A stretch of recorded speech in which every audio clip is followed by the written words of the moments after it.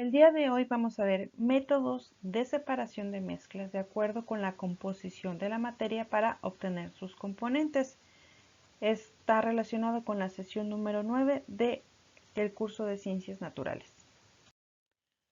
Como ya hemos analizado en el transcurso de todas las sesiones anteriores, el glaciar de Ayoloco, de sus lengos, de su embudo, ya no queda nada, solo una pared de hielo viejo y pues unos arañazos en las rocas que recuerdan que ahí estuvo, cerca de la cumbre del volcán del Iztaccíhuatl en el centro de la Ciudad de México.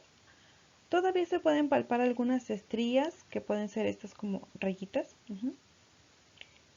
que esta feroz masa de hielo de unos 200 metros de espesor dejó al desplazarse. ¿Qué hacía? Pues arrastraba la piedra a su paso, pendiente abajo, para dejarla amontonada mezclada con el barro. A las moles rocosas pardas y enormes que no podía mover, las cubría y rayaba con la fuerza de miles de años en movimiento. Vamos a completar el siguiente esquema. Aquí solamente puse las preguntas, ustedes van a completar. La primera es, ¿qué es una mezcla? Como ya hicieron la tarea, ya pudieron poner ahí. ¿Qué es la mezcla? Pues es una combinación de dos o más sustancias puras que se pueden separar mediante métodos físicos. La segunda dice, ¿cuáles son las características de una mezcla homogénea? Homogénea, recuerden que en este tipo de mezclas sus componentes no se pueden distinguir a simple vista y van a presentar una sola fase. La que sigue nos pregunta cuáles son las características de una mezcla heterogénea. Recordemos que en esta los componentes sí se distinguen a simple vista y no presentan una sola fase, o sea que presentan varias fases, de dos fases a más.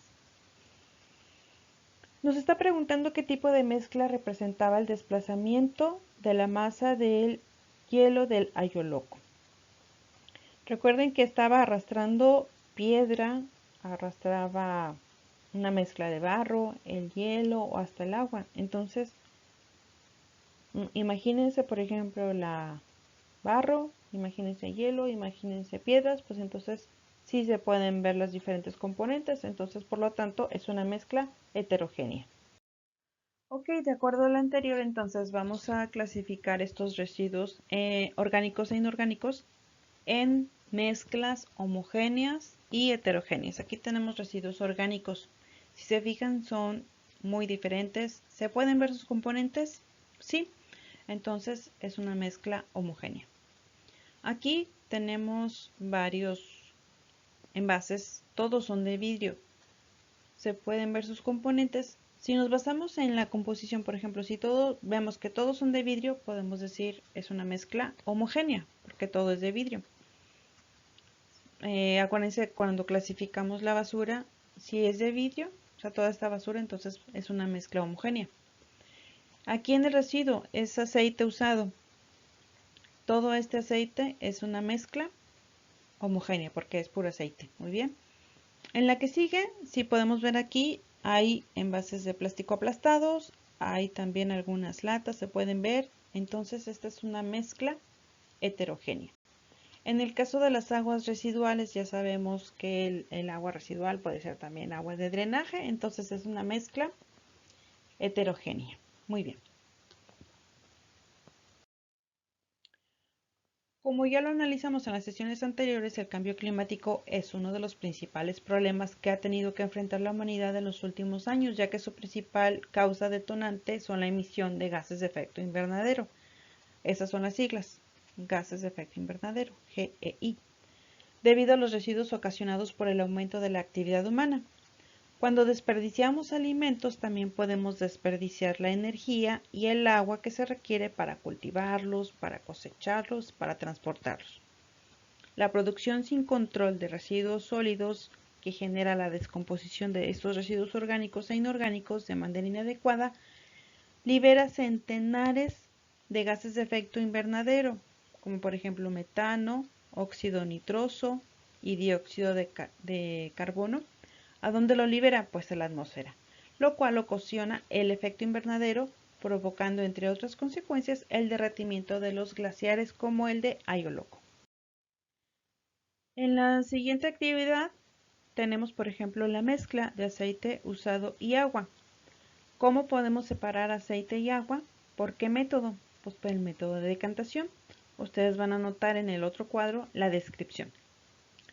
Para separar arena con limadura de hierro, aquí podemos basarnos en la propiedad del hierro, que si acercamos un imán, sí se va a ir hacia el imán por el magnetismo. Entonces, el método va a ser magnetización. En el siguiente tenemos aguas residuales.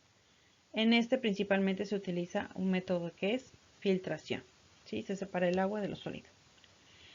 En el siguiente tenemos al petróleo. Es una mezcla. Recordemos que se obtienen muchos derivados del petróleo. ¿Qué método se utiliza para ese tipo de separación? La destilación.